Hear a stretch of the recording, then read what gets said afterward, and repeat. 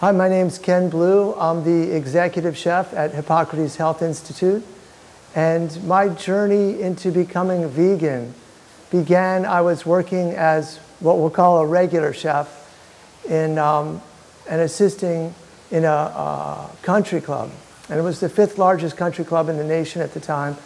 And I was already also doing Tai Chi and Qigong, and we're doing large amounts of food. And I was eating everything at that point. And large amounts of food, people that we were serving, so it was a lot coming at me. Things were changing. I was part of the normal chef world is there's a lot of alcohol being consumed as well as cooked with.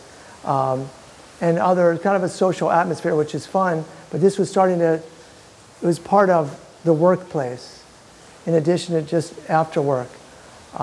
That I was getting ready for a change. I was saying I'm getting too old for that.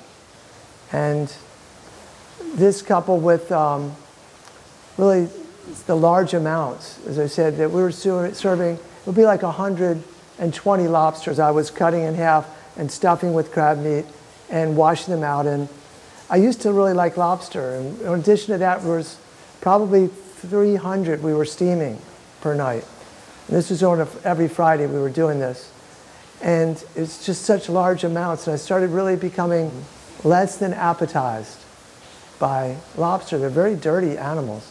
And so it really turned me off that with, I used to like eating lamb, and it was, oh, sure, have some lamb every day. Oh, yeah, you want that? Sure, eat that. And the amounts of meat, and seeing dry-aged meat started really becoming popular then, which was really a nice term for rotting meat. And the aging process of it, the uric acid, the urine in it, is breaking down the meat to make it more tender. That didn't sound very appetizing to me either. So things were shifting on a number of fronts. One of the chefs there, who was, I should say a saucier, handed me the book, which was the manual from Hippocrates. And I started reading it and was intrigued by this idea of raw food and living food. And something different, as I worked in many different areas of food. And I started trying some of the raw food. Tried wheatgrass. And just the energy from doing a shot of wheatgrass, I said, wow, I feel this through my whole body. This is like doing a whole set of Qigong, the energy in it, the vitality. And I also said, this is like a natural high. So my friends, like, we're looking and buying and trying to do all this external stuff. It's within us. You just do a shot of wheatgrass. I started trying different raw foods, and I'd bring them in, and some were really good, and some were, prepared other places. I'd say, that doesn't taste right to me, and I'd let other people try it. But I was noticing how I felt after eating. So vital, so alive, and the energy was much higher. And I liked that feeling. And then I'd go and eat other stuff, heavy meats and heavy different things, and so, wow, that's a very different feeling. At that point, I was still drinking and partying, we'll say, and it was becoming this sort of pull of directions for me. I kind of woke up in the middle of the night one night and said, I've got to stop this lifestyle and make a big change. So I decided to do and take a summer off, and took first a tour of the country and said, let me get this all out of my system and say, I'm done with this. And so for me, it was a big split of becoming vegan as well as stopping drinking alcohol, partying, doing all that kind of thing. So I went around and we went to different places, myself and a couple people. Another one of them was a chef and girlfriend, and we traveled around. And we went, one of the places we went was Charlie Trotter's restaurant. At the time was a very well-known and prestigious restaurant, and Charlie Trotter, a prestigious chef. And he was working at the time on his raw book. And he was getting into raw food. And it was a prefix menu, and I said, I want this vegan course. And they said, oh, we'll make stuff for you, special. Tried another one. And my friend ordered from the other side, which was normal meats. And we kind of compared courses. And he looked and said, every one of your dishes looked better, tasted better than what I had. And I said, I didn't try yours, but it was amazing. And that really, here was this kitchen where 2 people were being paid. There was probably 15 people working for free just to be there. I said, wow, this is the way of the future. This is really a great transition. And it really excited me even more about doing vegan, doing raw food also. And then we went to Las Vegas, and I got some of that out of my system, and New Orleans, and so this is my last time doing this, last time that. And I came then to Hippocrates Health Institute and did the health educator program. I just jumped right in and did a 9-week program at the time and said, I'm doing raw food. And came in and went to this program, and really I thought I was going to stop being a chef and go into different things. But I just loved so much how I felt after drinking wheatgrass, the juice and sprouts, and energy just kept going up, and I actually started working here after that. So that was a big change in me. I became vegan, and it kind of rolled into the Tai Chi and Qigong and things, started getting a different level. And I've since discovered, as I've gotten more into Taoism and some of the practices, and I see similarities with other groups of doing, okay, as you're cultivating this and trying to raise your energy, you need to abstain from eating meat. You need to abstain from alcohol and smoking. And some of them will say abstinence from sex too, but that's a different story. For a certain time period for most of them, it's saying so you can raise your energy and cultivate and do certain things, or there's certain special ceremonies, and you need to purify the body. Well, for me, most of those things were not a big deal anymore. I was constantly doing vegan and not drinking anymore, not smoking. And that really helped raise things up. And there's a level of purity, but also for us at Hippocrates, the big thing is the sprouts, the living foods, all that nutrition. And this is still with the wheatgrass, I still get this feeling, I don't love the taste. I love how I feel after drinking it. This vitality and energy just going through you, and this ability to be at peace is also raised up. And the usual chef picture you see of angry and yelling is not going on in the kitchen here. It's such a more peaceful atmosphere. And I really enjoy that. So that's kept me going with this for now 18 years ago when I started doing this. So it was the fall of 2003 is when I enrolled and came to Hippocrates, and I made my big circle of, I'm vegan. I'm not going to eat any animal products anymore. For me, it was just based on how I felt. And some people do it for a consciousness of protecting animals, loving animals. Later, I did get the awareness of this means also not wearing leather, not having clothes like that. That came to me later. Consciousness shifted later of things with animal rights and concern for animals. And this was always a part, but it kind of grew and grew. It became a secondary gain. So after becoming vegan, some changes for me doing this. The first most noticeable was I'd had digestive problems my whole life. I'd even had a point where now people would kind of say this is irritable bowel syndrome. It was that severe. And I was part owner. I had an opportunity earlier in my career to work toward owning a vegan restaurant, or vegetarian, I should say, not vegan, vegetarian. I wasn't vegetarian. And my stomach problems continued. After switching and eating this way, those problems disappeared. And I look back and say, that was the universe trying to guide me and say, stop eating this stuff. Your body doesn't appreciate it. It can't handle it. And so that was a huge change for me. Other things, vitality and energy went up emotionally. As you stop eating so heavy, people eat and stuff down emotions. Emotions come up and start to clear. And my moods would fluctuate more. I'd be generally peaceful, but there'd be moments of irritability, headache, and things like this that kind of went together. Some people say that's blood sugar level. You've probably seen Snickers commercials, right? You're not yourself when you're hungry. That was me. That's gone away. I can fast. I can skip times eating, no big deal. Skip days, no big deal. And that was another big change which happened. But generally, a much more peaceful, easygoing, and I attribute that a lot to the way that I'm eating.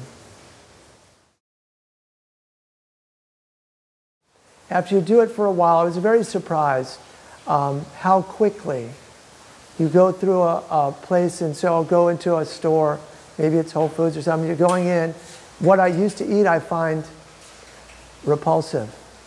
To look and see these animal, I just say animal parts, laying there is just, it's very, and the smells that are associated, whether it be cooked or raw, what I used to find was smelled great, was like now, turn me off, it really very quickly. In the first couple of weeks after becoming vegan, I was outside one time and I smelled, oh, what does that smell? It was someone lighting their grill. It's like, that smells so great. I used to like that. And then a couple minutes later, it was like, what's that horrible smell? I realized someone had put meat on the grill. It was the smell of the wood burning, the charcoal, which I really liked. And here to this day, when we do our cookout, we light a fire and have that going so people smell that. And that's sort of comfort of that. Meanwhile, we're serving them food, raw vegan food, raw burgers and things like that, or even cooked burgers. But it's not, it's just the smell that's kind of comforting. Also, an experience early was in a restaurant, and I said, what is that horrible smell? I looked over, and a couple tables down, someone was eating meat. And so I was surprised how quickly that shifted. I didn't expect that at all. For now, it's not even a temptation. It's more, you're turned off by it, and it becomes, why would someone want to eat that becomes a bigger question, I think. People often ask the question, and some people are kind of militant, like, should everyone be vegan? Is this important? There's many different views on this.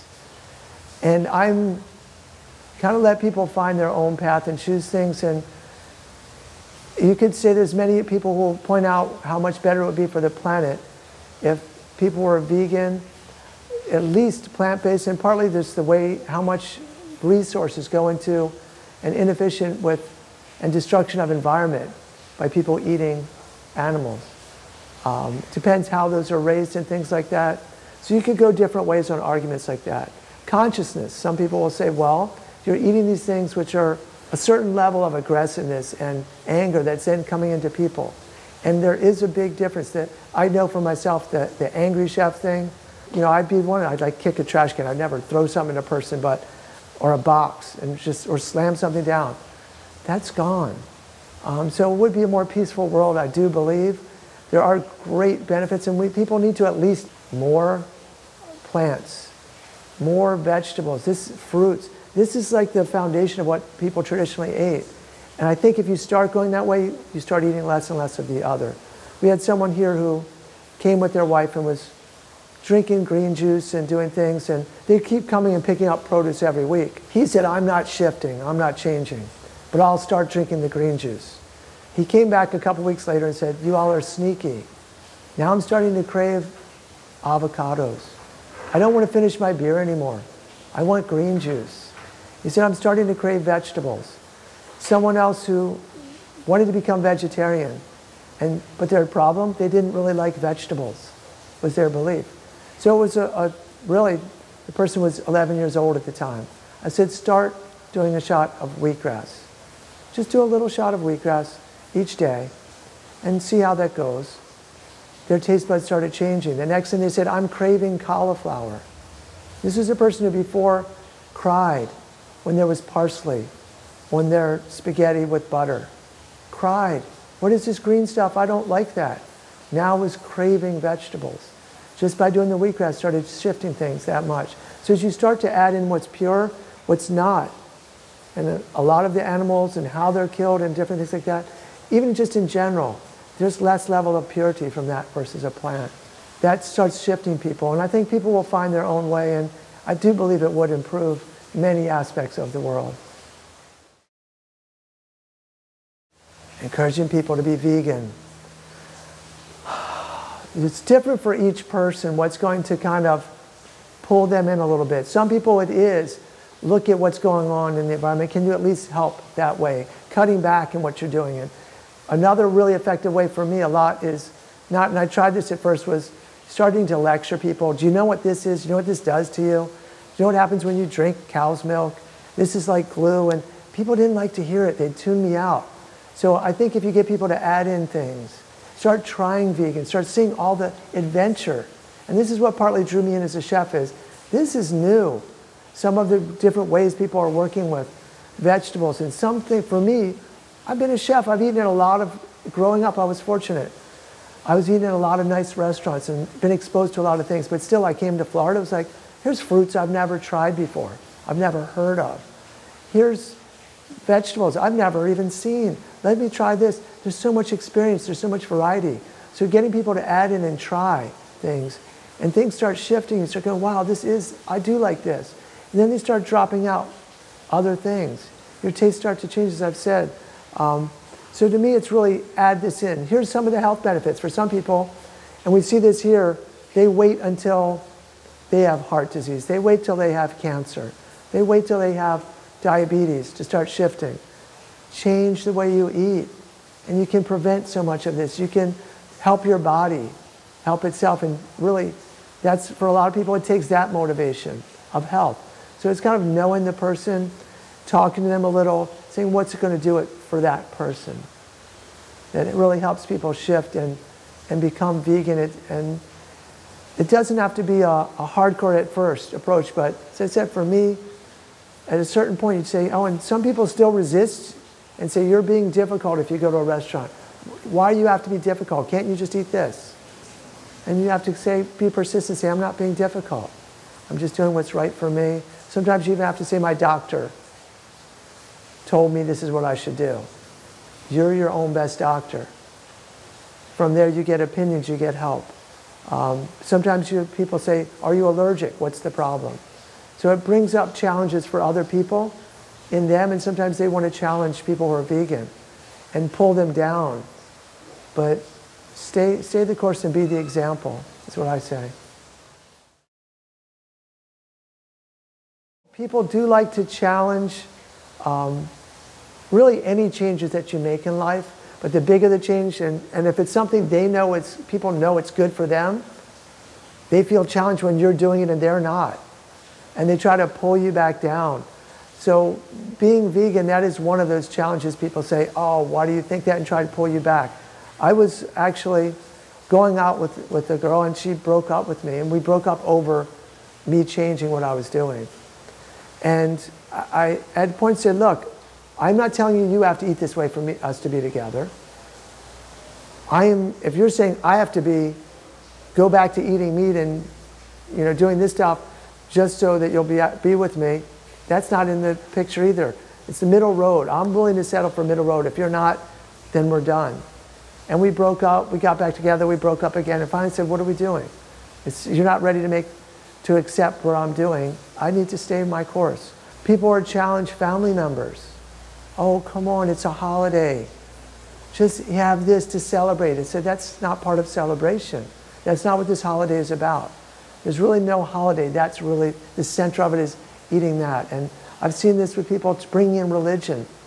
No, that's not in a religion to eat a certain meat that I'm aware of. Not a central part of that religion. It's just become traditions for people. Clothes-wise, that gets to be a challenge for people too. And so for me, I'm just doing what I'm doing. I'm not out there trying to convince everyone else and being that example. I think people started coming around. I was at a wedding, and once again, oh, there's nothing. I brought food with me. So I had a little cooler, and I'm bringing stuff from under the table, putting it up and putting it on my plate, making it look a little nice, and doing it for myself and my wife. And we're just sitting there minding our business. People were walking back from the buffet saying, where did you get that? I didn't see that. I want some of that. Next thing I know, we have a line at our table. People are trying to try all of our stuff. Oh, that looks interesting. Can I try it? Sure, sure. And now they're forgetting the other stuff. So that to me is the most positive way. And people, instead of meeting the challenge head on, I said, no, I'm just doing my thing. I'm just minding my business. That pulls people in. Now they're interested. Now they're coming to you. And so you've already got that middle ground. So that's what I found really to be effective. I should say, that's Tai Chi approach too. The Tai Chi approach, you don't go and force, you bring people in. Bring them into emptiness or to neutral. Don't get me started on Tai Chi Qigong, that'll be a whole separate world. I went to China and we did this thing for this ceremony, which was in Taoist ceremony. People, Taoists from all over the world came, all these priests and all this. And it was like everyone had to take an oath to be vegan for this 9 days of prayer and bringing in to help the world. This was bringing in immortals to help the world. So you could say like angels, immortals. And so everyone said, you have to be vegan for 9 days. So everything they served was vegan. And for some people, that was a big shift and struggle. But even to the point where they said, no, don't let these people up. We need this energy to be pure. So those people may be eating meat. They can't come and meet you here. You need to go out of this area to talk to them. So it was very, very interesting, another level of that being enforced. What was it? What was it, this place in China? It was Qingchangshan. It's a mountain, one of the sacred mountains of Taoism in China. And that was, oh, what year was that? 18 that I went. And it was brought into, they said they're bringing in and doing all this to benefit all of the world. And so they had brought people in from all over. Talking about the 9 levels of heaven, it's 9 days that you're doing it, and it's very intense. Sounds like it was probably easy for you. It was easy for me, and they even have a thing of where you say a prayer and say to set free the spirits of these animals, and even say if you can, you see animals in captivity, let them out. Let them go free. I have not done that, but I know some vegans do that. I do believe a lot of my early health challenges were linked to how I was eating. And for my body, I always thought I had weak digestion or bad stomach, I was told, or that's what I would term it also, was really my body just did not want to eat this fatty foods and animal products. I had a lot of, not just stomach problems, sinus problems, stop dairy, stuff clears up. A lot of the what I thought were allergies to the environment were really just exaggerated because of all the phlegm producing and things of dairy products, which I used to eat, animal things. That really, I think, was digestion was the biggest factor. But this was really, other than that, I was fortunate and very healthy. I didn't have a major health challenge, but I was kind of just going along with milder symptoms that I just thought were part of who I was, and really it was what I was eating affected them a lot. And then some people talk about energy level. My energy level's always been good. Any regrets about being vegan? Absolutely not. I can't imagine anything that would make you regret it. Sometimes in my mind, I think, oh, I miss eating this, or that looks good, or that sounds good. As being a chef, I'll watch a cooking show and I can watch and go, wow, that looks like they're preparing it well, but I don't have a desire to eat any of it. And I know if I was actually in person, the smell and look would be even a stronger, no, I don't want anything to do with that. That's a mild way of saying it. So really there's nothing that would make, I don't think anyone would regret about becoming vegan. I can't imagine that. That's even a strange question. To my mind, I can't imagine why anyone would regret. Sometimes, I guess relationships may break up, but anyone's a true friend is going to understand changes. I've had challenges of friends just by not drinking anymore. Not going out partying and stuff. I said, no, it doesn't interest me, sorry. So for a while I thought I had to keep up that front. I let that go. It's surprising though how many things are out there that people don't realize are not vegan. So being vegan, it can be challenging. Certain areas of this country, certain parts of the world, can be very challenging on what you're going to eat. But I would rather say, I'm fasting. I can skip eating, and I've brought some stuff with me if necessary, but I'd rather do that than say, oh, I'm going to eat this, or just do this to be polite. No, I'm not going to do that to be polite. You're going to offend the person. Well, that's their choice. If they feel offended because I didn't eat that, if they understand, then that's going to be their problem, not mine. And I try to explain that. But yeah, I can look back and say, how would my life be different if I'd become vegan that many years ago? Why did I wait so long? For me, I waited till I was 40 before I really changed and said, that's it, I'm changing my lifestyle. I look back and go, why didn't I become vegan sooner? What was going on with me that I was not aware? It wasn't even in the realm for me. Back in 2003, I'd seen some people who were vegetarian. That was the closest. I hadn't heard the word vegan. And at that point, I remember growing up, my cousins, oh, we won't eat anything with the face. And I just said, wow, they're weird. I wasn't ready for that. And then later, I got together with them. And at that point, I was the one who was vegan, and they're kind of at the edge. They were mostly vegetarian, but they had times where they'd stray for a little while. And like, oh, you're bringing me back into it. But it wasn't even talked about. It wasn't in the too much of the thought. I didn't have enough examples around me, which I wish I had. I think it would have shifted things tremendously for me.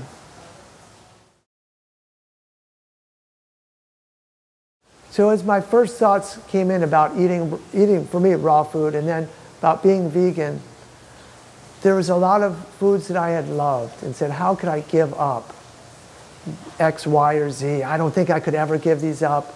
And partly, I think the shift for me was this huge amount that I saw at the country club. I mean, you're talking like 1,000, 1,500 meals.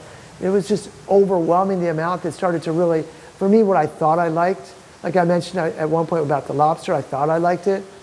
And after such exposure to such large amounts, I was like, I want nothing to do with that. That started happening to a number of things. And that really helped me out with that thought of, I don't want to let that go. Which up to that point, I love food. That's why I'm a chef. So and I liked a huge variety. There's, oh, I'll try that. This is an adventure. But that started really changing. And then once I shifted some, there was no way I was going back to eating those things. As a chef, being vegan, some would say, aren't you feeling limited? Other people say, wait, there's so much more. There's so many vegetables and variety of fruits and vegetables. And in that way, it's really expanded. New techniques, new ways of turning things and saying, how can I change this traditional dish, which probably done how many times, and putting a twist on it and saying, can I make this vegan? Because for a lot of people, it's that comfort of, I'm missing this. What's my vegan version of it? How can I do a vegan version? Because that'll get me past that craving. A lot of times that craving is either emotional, there's emotions associated with it. Sometimes, as I was told, the toxins from what you're craving is what's cleansing from your body, and that's why you're craving it. But I think it's really expanded the need for creativity, being vegan, and presented a lot of opportunities. It is limited in some ways. I can't do this anymore, but I don't really want to do that. I think it's limited my desire to work places where I don't feel I could go work somewhere where I'm going to have to do something that's not vegan. For me, it's like, oh, well, you'll just have to do this. I don't feel I could do that at this point. After this many years, the consciousness and yeah, I just couldn't do it. As a chef, the broadening of creativity, you kind of talked about what's an innovative way. What's a way of putting a new spin on a dish that you've already done or that you haven't done. You start really saying, I want something different. You start delving into finding obscure products. I'll look around and say, oh, look at what these people are growing. Look at this, I've never worked with that variety. People's taste buds change also. Meat, dairy, leave a film on the tongue. And your tongue becomes much more sensitive. Here at Hippocrates, we give them a tongue scraper. And you become more sensitive. Another thing which opens taste buds to flavor is salt. We don't even use salt here. We're using sea vegetables in place of salt. So your taste buds become really sensitive. You start noticing little subtle flavors, but also, even for me, I didn't notice before, this is really much more awake, how flavors meld. Do you taste this and then comes in a later flavor? You can kind of create that if you mix something right at a moment. The flavors haven't all blended yet. And you get one taste and it shifts to another. And then there's, oh, at the end, there's a little slight difference. So you can really play with these things. And it's cleaner, brighter flavors, which I like to work with for the most part. But you can develop rich flavors also and get umami and get these different things going. So it's an exciting area to work in, I really do believe. There's more and more vegan options that are coming out. It's such a growing area. I look in stores and go, oh my gosh, I've never seen this product. You don't really want to get sucked into the vegan junk food, what's imitating, and start just doing more junk food, because it's still junk food. But at least it's an alternative to say, oh, I'm going to go crazy if I don't have this. For me to see vegan pork rinds, that's just like, what? Why would you want to do that? I don't get it, but that's where I'm at. People are at different places. Years ago, I might have said, thank God they have this option. But for me now, I just go, what? But at restaurants, more and more are offering, you see fast food restaurants that are offering vegan options. To me, I don't see how you don't have an option and say, this is vegan. Chefs, at first I know someone came in and was like, oh boy, we gotta make a vegetable plate. There's a vegan here, and it was like, so simple, just here, challenge yourself, how can you be creative? What can you do with that? And it's nice being vegan if you let a restaurant know that doesn't have a vegan option, let them know ahead of time. I'll be coming. Here's what vegan means. Here's what I can't eat. Here's what and let them be creative. There's someone who came here as a guest that was going back and forth to 2 really nice restaurants here and kind of subtly challenging the chefs there, saying, oh, so-and-so at this restaurant made me this. I know you're better than him. You'll probably come up with something even better. And she was going back and forth from one to the other. They were making amazing dishes. It's exciting, it's fun, it's different. And so it really gives you a chance to create and play with things. As I say, play with your food in a good way. And at home, there's so many different things you haven't tried. Try these things. You look and say, wow, I've never seen this before. Let's try it. Be adventurous. That's really a big part of it. And you'll get more people coming into your restaurant as opposed to, oh, there's nothing for me to eat there. Or like the old days, we'd bring in our food and go, nothing for me, and be suddenly eating or eating before you went to a restaurant. You will hear people challenge being vegan and say, you're going to be deficient. You can't get all the nutrients you need. A big part of us, the sprouts, we're getting a full balance of nutrition. It's why we really at Hippocrates say sprouts, microgreens. Microgreens, some chefs just garnish, that's a huge part of nutrition. Healing properties are magnified. Nutrition is magnified. Some will say 30 to 70% in some research. So that's great to do. B12 is one of the big ones you hear. You're going to be B12 deficient. You can always supplement. That's a great way to do, but B12 from the soil is microorganisms. People are washing everything so well, you don't get that. Most people aren't growing their own. Even animals, if they're not eating right there, and they're not getting. So there's both vegan and not vegan. Most people are B12 deficient right now. It's a great thing to supplement. Even in Florida, it's great vitamin D. Some other things we get, doing sea vegetables, doing algae, but you want to get whole food supplements, not synthetic versions. Probably people are aware of the difference between having synthetic vitamin C versus a natural source. Very different. Even people have heard research, broccoli sprouts. It's not just even what's in the broccoli sprout. It's not just the sulforaphane. It's how it reacts in your body with everything that's in the broccoli or broccoli sprout. That's what does it. And some people, its motivation is sprouts you can eat, okay, maybe not that much, but you can eat a little bit and get the benefit of having that much broccoli. Who's going to eat that much? Not many people. A little, half a cup. A little bit, mix it in your salad. Add this to your salad. Add microgreens. Add sprouts. You get so many benefits by doing that. So I would balance it out with both of those. But you do have to be a little more informed and not just say, well, I'm eating romaine lettuce and having a couple of these things and that's going to give me enough nutrition. So you can't just blindly eat a couple simple lettuces. Say, oh, I'm eating iceberg, I'll get everything I need, or romaine. No, you're not going to get enough. Having variety of what you're eating is really going to be helpful. Foods for me that I really notice, when I can't get them, as microgreens, the sunflower, and we do buckwheat and pea here, different microgreens. I kind of need that in my salad. I really miss when I'm not here at Hippocrates. If I'm out traveling, I can't get green juice or wheatgrass. I start to notice after a little while the difference and saying, I'm starting to miss this. I'm starting to crave it. So, and it's not just like fruit things, but you start to miss it. In general, having the freshness is a big thing. Having some that is raw and living is important. But sometimes there's the balance of, hey, I go to China and I'm doing this and we're doing meditations and Qigong and things. The energy there, you're in an environment, the mountain I go to is so much green, so much just clean air and negative ions. That are just so good. If you're out in nature, you're going to get some of this energy and some of that feeling good and peaceful. And maybe that balances it out some. At times I say I need something heartier. And to me, I love rice and beans. Garbanzo beans, cooked beans of any sort will say, wow, this feels good to me. I like to have, that was one of the things that I was like, sweet potato. I like a cooked sweet potato. There's different times I go, I want something more hearty. Mushrooms I like. And so sometimes it's like, okay, these are going to make me feel good. A nice portobello, something that's like that.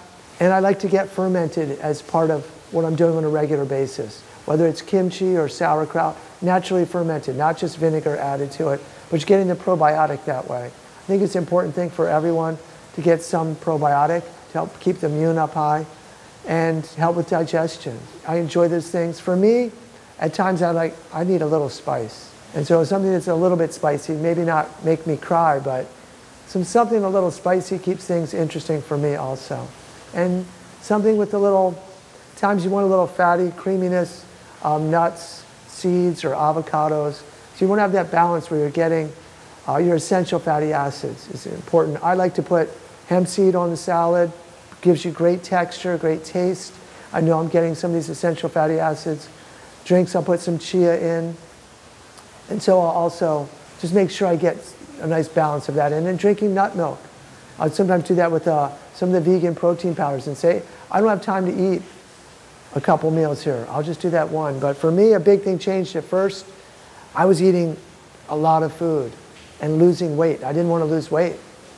I was just at a healthy weight, and I was losing. My body was cleansing.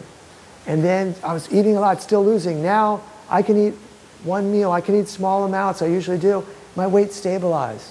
And so that I've cut a lot of the addictions to food, the craving for food, and said it's more like, okay, I enjoy this, but I don't feel like, oh my gosh, if I don't get it, I'm in trouble, which was much more of a part of my life before, almost constantly nibbling on this or things like that. I still love crunch. I have a crunch addiction too. Something crunchy, which we dehydrate nuts, we soak them, rinse them, dehydrate them, you get amazing crunch. And that's just, at times, that's very satisfying. I think about it more, I think fruit. Certain fruits, that little bit of sugar, and today I had papaya that was local. I was like, oh, that is just juicy. That subtle sweetness to it just really hit the spot, and I've really enjoyed a lot of the local fruits that we get here. But fresh fruit, different times, different things that we crave. And sometimes that's your body telling you that's what you need right now. Because you have emotional craving, physical, what do you really need? You start to separate out. What's emotional? Oh, I'm craving that bite of chocolate at the end of the meal. Why do I feel I need that at the end of every meal? I tell people, oh, here's my dessert, a sweet mini, like a little slice of pepper or a little mini peppers. Sometimes you crave something and there's really no reason you're craving it. And you may know it's not great for you. Say, why am I craving that? Can I just push that aside, let it go? And other times, why am I craving this right now, this piece of fruit? Maybe you need something in that fruit. Maybe you need something in that vegetable. I'm thinking about a certain color vegetable or a certain type, or I'm really wanting rice right now, or maybe there's something in that you need. So you're starting to find a balance in that. Breakfast, there's different views on this. I'm one of these people who embrace kind of the central view of things, I think, a lot. And I look at different theories and kind of look at and say, where are they common? What's different? Intermittent fasting, right? People talk a lot, 12 to 16 hours between the last meal of one day, first to the next. Here, breakfast, we don't really have breakfast as a big part of the meal. We're doing body's cleansing more overnight and into the early morning. And so we'll do liquid nourishment. We do our shot of wheatgrass. That's like a complete meal. You could survive on wheatgrass juice. We do 2-ounce shots. Then we get our green juice in. Cucumbers, celery, sunflower sprouts, pea sprouts. That's more nutrition in liquid form. So usually for me, the meal's pushed back in the day. At this point, what's it, 3:30? I didn't need a meal yet. I'm okay with that. I just got busy, and sometimes I say, oh, I'll eat a little something earlier. Ideally, around midday, your body's more suited to eat. But some theories will say, no. Stomach is at its peak energy, 7 to 9, that's when you should be eating. Eat midday. Don't eat anything in the evening. A lot of people want to lose weight. Stop eating. After the sun's down, you're done. 7 to 9 in the morning. So their thought is eat breakfast. Midday, a lot of different cultures have the habit of biggest meal is midday. That's very healthy. You have more time to digest it. Walk a little bit. Just came across something that says walk 100 steps after eating, you will live to be at least 99. It's like, oh, that's good. Take a little walk. But eating late at night, you don't want to go to sleep and you've just eaten. That's not healthy. It's challenging with our lifestyle for a lot of us to get away from that. But ideally, you finished eating 3 or 4 hours before you go to sleep. That's a big challenge for me personally to incorporate that. But it's that I'll take time midday and say, can I get my biggest meal at least in then? And if I am eating later, light. Eat a light meal. Hippocrates' teaching would say no breakfast. And so for me, that's why I have that flexibility of saying, well, what's the logic? The logic is the amount of time between last meal of one day, first to the next. That's what all the research is showing. Different times. Knowing your body is also a big thing. People say, what should I do? I'm not feeling this. Some people, it works better to eat earlier in the day. And that works better in their lives. That's great. But I think everyone agrees not heavy late at night. Everyone agrees on that. So you've got that. Everyone agrees on this. That's got to be true. Partly, sometimes people say, oh, sometimes people go, oh, I'm feeling nauseous as the body starts to cleanse. What should I eat? For me, I'd say, I'm not eating. I'm nauseous. Some people want to drink something. I don't even want to drink. At that point, I say, I just want to rest. Let it maybe move around gently and let it pass. Some people want to drink something like a tea and say, oh, this helps soothe the stomach. Some people want to eat something dried, like binding. And so that's what they're used to doing. So you got to say what works for you. And that's part of, you become more in touch as you eat cleaner with what is right for you. What's really your body calling for? What makes you feel better? That may be different than some other people. Otherwise, you have general guidelines. But listen to yourself, truly to your body, not to the emotional turmoil which we create. Listening to your body and saying, this is a tricky thing, because it takes a while before you've cleansed to the point and stabilized. So for most, where you really know what's truly there and what's not emotions, what's not toxic, what's not reinforcing negative patterns. And deep down we know, but it takes, I think, a while. So a lot of people, it's a little, like maybe 3 weeks, a month, maybe longer. So it could be a year before you say, I can really differentiate between what's what. Snacking in general, if you're eating well, you shouldn't feel the need to snack. For a lot of us here, when we say, oh, I feel like a snack, that's when it's time for our green juice. We're getting afternoon and morning green juice soon. But it's like, oh, it's time for a little juice. Maybe it's like a healthier little snack. Or is it time for your next meal? At some points you say, if something emotional is coming up, people literally eat to stuff down emotions. Because if your stomach is full, the mind's not as active. The emotions are not as active. So that is a fine line of trying to figure that out. But if you're constantly, you gotta know if you're stuffing, going, I don't feel good after I eat this, but I'm eating it anyway, you know.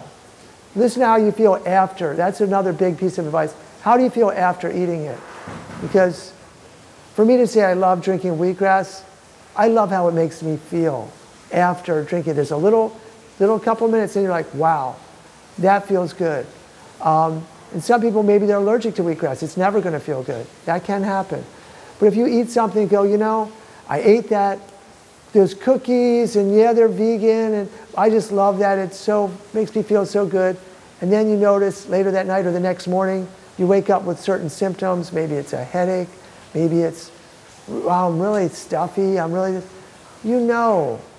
You keep going back to it. I always feel that way. Start to notice what happens. You eat a really certain things, and you say, wow, I eat this, and it's a vegan cheese. It's a good alternative. But I'm always coughing, and I feel my throat congested.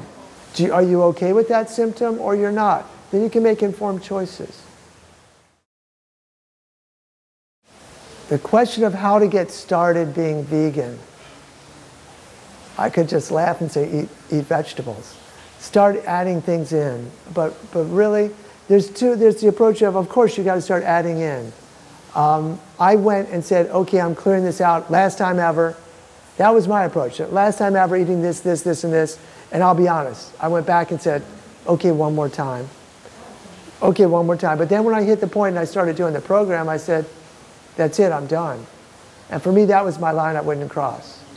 You have to start looking and saying, what can I get? What's going to give me variety? For a lot of people, there's the transition of, there's so many products out now. They give you choices of saying, here's a vegan version of this. Here's an alternative. There's more and more. I would just note what's in those things. If you can't pronounce all the words, you don't know what the heck's in that thing, probably not so great to be eating it. Start looking at where you're getting fresh vegetables.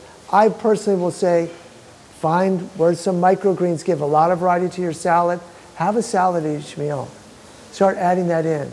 Start looking at what's going to be a nice, for you that you like vegetables, of course that's going to be a beginning. There's a lot of resources out there now. You don't even have to buy books anymore. It's online, it's everywhere. There may be groups where you live that are going to help you out. Of course, Hippocrates is a great resource. There's a lot of research and information, different benefits and experience for many years. There may be places near you. There's so much information out there now, but it's really pretty simple of saying, what does vegan mean? And for me, at first, that was not eating anything that came from an animal. Whether it's part of the animal, came from the animal, that's it. That's not vegan. Pretty simple. Then, as someone pointed out to me one day, said, you're wearing leather shoes. That's not vegan. I said, well, vegan's what I eat. No, it's what you wear also. So I said, well, I don't know. I looked at my shoes. The next day, true story, the next day I went to tie my shoe, shoelace broke. I looked up and went, okay, I got that message. I started buying shoes that are vegan. And saying, okay, let me let go of these things. And started finding alternatives. And some things you would not expect people to put animal products in, they're there. Even things, and you hear stories like, why in the world would they do that? People who are drinking wine and things, or alcohols, that they're actually draining through animal intestines and things or bladders to strain them out. It's like, why in the world would you even, who thought of this? I don't even know. But then as you start going, wow, I'm really serious about this, you have to start looking, going, is this vegan? What is this? There's names of things that are milk byproducts that you have to start looking and saying, what is this? I don't know. Oh, that's from a dairy source. Now with allergies, people say this is in a plant that has milk, this contains milk product, this contains egg. But even some people go, oh, I love eggs, I could never give them up. There's vegan egg substitutes now that people say are great. I haven't tried them all, but there's so many choices. It's so easy these days to do it. And once you start adding these things in, you're going to feel better. You're going to be happy. That's going to keep you on that roll and doing that. I've been doing this a while, being vegan. I don't really know all the resources that are out there. I mean, of course, I'm working at Hippocrates. I realized, I thought about it today, it's 18 years. We're looking at over a third of my life. I've been here. It's like, wow, I never thought about that. And it's a great resource. It was close by where I happen to be. You can just look up vegan lifestyle and all kinds of things are going to pop up. All these people just say, get on your computer and look, and you'll find many resources.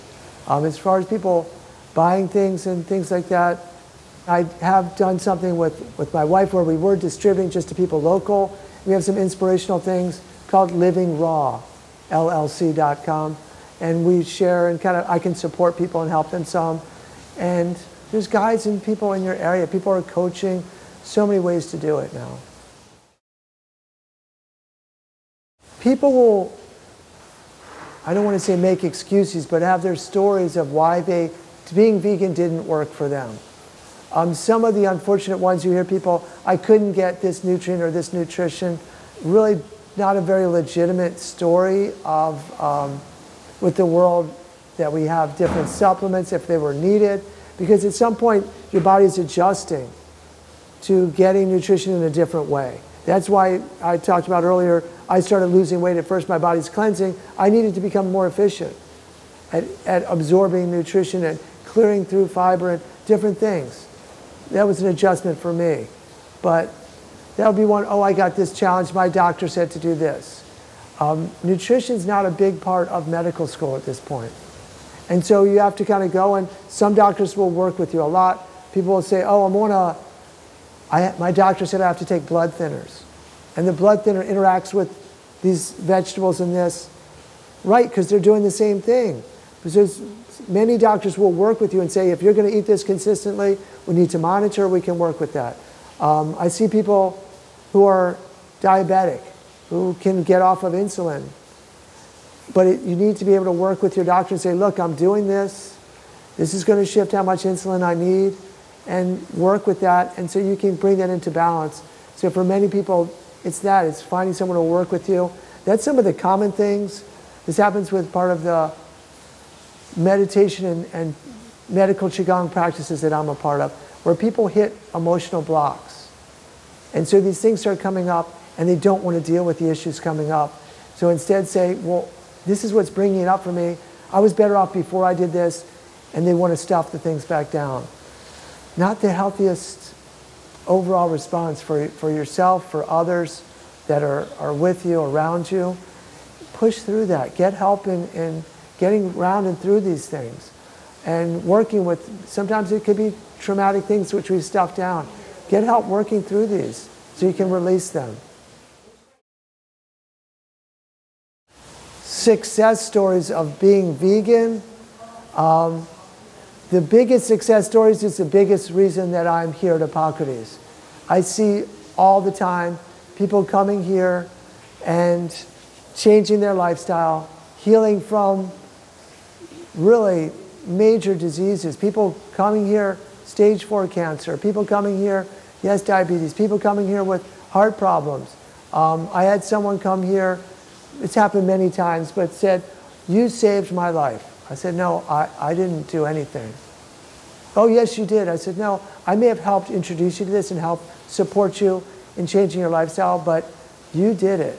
And they changed other things in their life, I'm sure, besides just what they were eating, but their environment, other practices.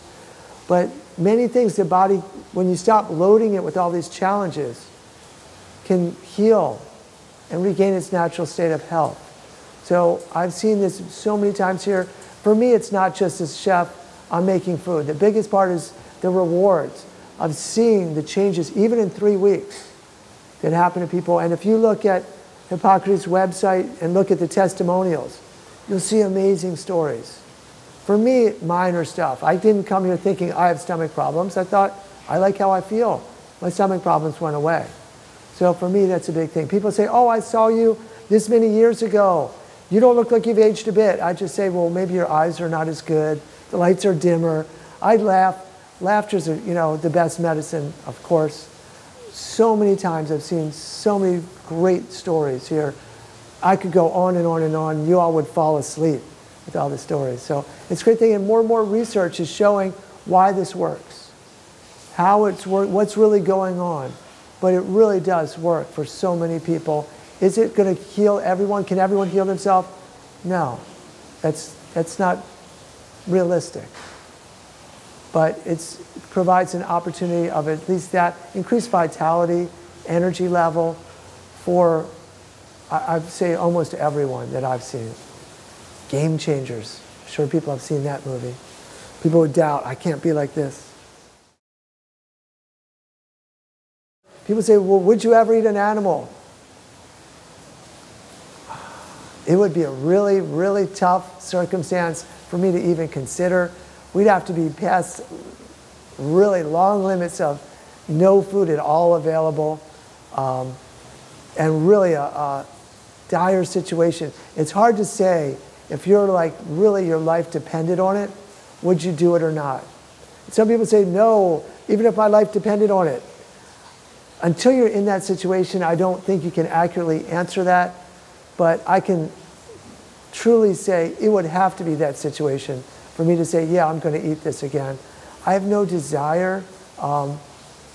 not just no desire, it's not something that I find appetizing. And I'm using gentle terms. I could say some of it's just repulsive to say, you're going to eat, to look at someone and go, but if you look at someone and say, you're going to eat that?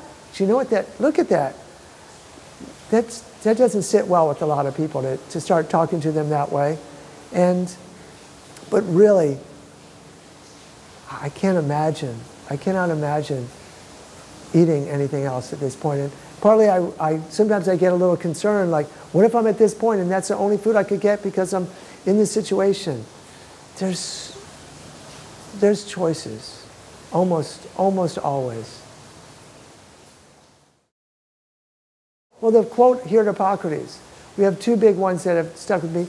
Hippocrates, let food be thy medicine, medicine be thy food. Sun Simiao, another famous physician, Chinese, who formulated a lot of herbal healing formulas, said if there's ever disease, first change diet and lifestyle. Only if that does not work do you then resort to medicine. The other big one for us, for me, the kind of credo here is helping people help themselves. And I think if you help people and they get that switch and that change in lifestyle, we call it life transformation program, then from that point, their body, they start really doing it themselves. And you see this, people come in and are like this in just 3 weeks. So do that, give yourself a challenge. 21 days is what it really takes people to change habits. And it's great for people to say, don't just say, wow, meatless Monday. Give yourself, well, what's it going to feel like if I go 3 weeks? And do that, do 3 weeks and see how you feel different. And then you can say, wow, let me look back at this. Notice how you feel after. You're not going to want to switch. For me, I mean, I have other practices of things that I think are important. And finding, I think, peace and tranquility, I think being vegan really helps with that. I think that's what we all want, is that peace, tranquility, contentment. Ideally, this happens and our heart opens and we can share this with the world, and as opposed to anger, and people blame and say, oh, this is what's going on, it's their fault.